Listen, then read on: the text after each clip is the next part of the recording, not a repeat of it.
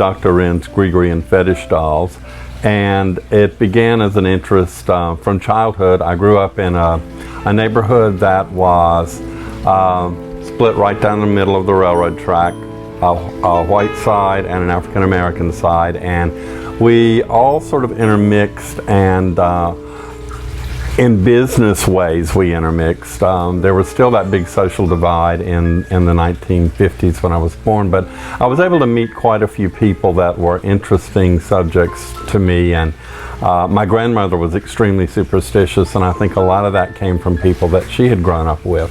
At that time, as she was growing up, it was the Great Depression, so everyone did the same job in the South. Everyone picked cotton, everyone farmed, so a lot of her superstitious interest, I think, came from African Americans and from Gullah people who had moved into the central South Carolina area after the Civil War, because there was work there in the textile mills that we may not have had as much work in Charleston then as we do at the time.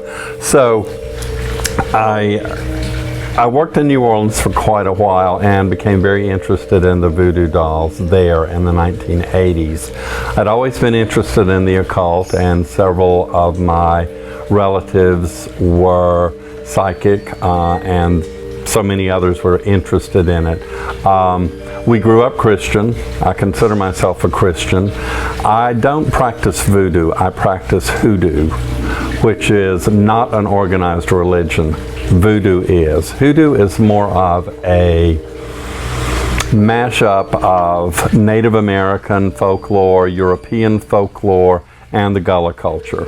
So it's very much family tradition too. You may find differences from family to family, superstitions that are similar, or thought processes that are similar, but there might be a little bit of a difference because it is handed down from family to family.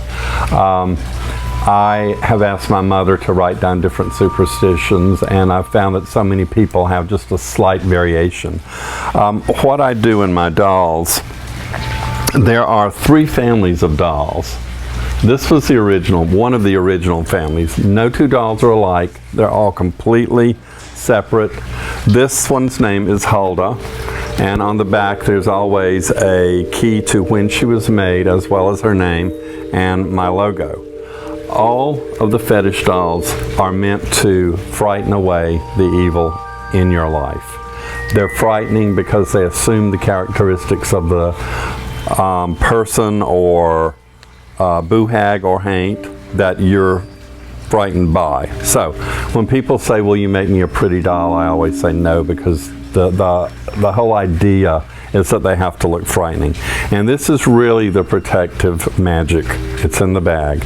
These have been worn for centuries by Native Americans, by African Americans, by the Gullah people, and in this bag I put several herbs, and the herbs that I put are for health and happiness and protection. And they're actually sewn into a little flannel pouch. Traditionally you use red flannel for these bags. Then they go into the pouch, and that goes around the neck of each doll. Now, a lot of people still wear these and you don't know it because they wear them under their clothing. Men quite often will pin this to the inside of their pants. They don't always wear them around the neck. It's not something you see as much now as you used to see, but when my mother was growing up, her sisters actually wore these Gris-Gris bags to school. They call them a poultice, and they were sold in drugstores because one of the elements in the bag was supposed to protect the wearer from a particular kind of influenza, and that is asafoetida.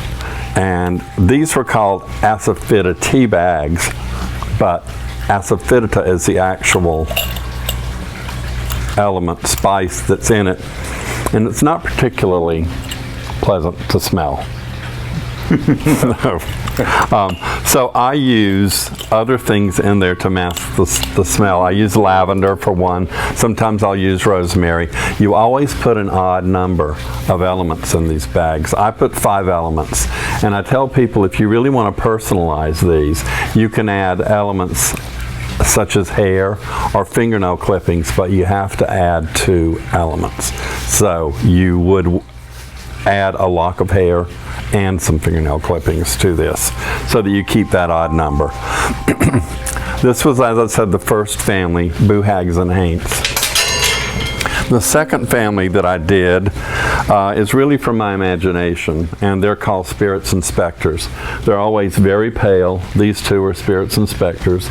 My idea for this came from my childhood, and I imagined these creatures that lived in the trees. I was always climbing trees. I wanted to run away and join the circus, so the higher I could get into a tree, the better I felt. So I imagined that there were friends up there with me. So these are from my imagination. They're still frightening. They still wear the Gris-Gris bag. And then the third family that I came up with is based more on New Orleans. And they all wear a head wrap. And the interesting thing about the head wrap is it was meant to be a sign of different class of people. The African Americans who were multiracial were considered very attractive, and a group of women got together and decided that there needed to be a way to single these women out. So it actually was meant as an insult, but the women, being very smart, very creative, rather than just wrapping their heads in a solid color fabric as they began doing, they decided to punch it up a notch. So they started sewing together pieces of fabrics and adding jewelry and decorative stitching, and it actually became a fashion statement and made them more attractive to the men of New Orleans. So those are the 3 families. Again, they all do the same thing. They all protect you. They're all supposed to look frightening. One of the elements that I use that I really should have mentioned earlier is this, which grows wild in South Carolina. And it's called by many names, but in the bag it's called Life Everlasting. And you actually make a tea from this. And I had this tea with a shot of whiskey in it when I was probably 5 years old and had a really terrible cold. My aunt was keeping me because my mother was in the hospital having my younger brother, and she gave me this potion at night, and the next morning when I woke up I felt great. You really just boil the leaves and then you add that alcohol, usually clear alcohol, and heat it, drink it, and you're cured. It's actually illegal to cut this now beside the street because it is endangered. So many people still use it as a remedy. It has a vest of bones. These are, we eat a lot of chicken wings here, okay? So they're bones that have been dried and cleaned and bleached.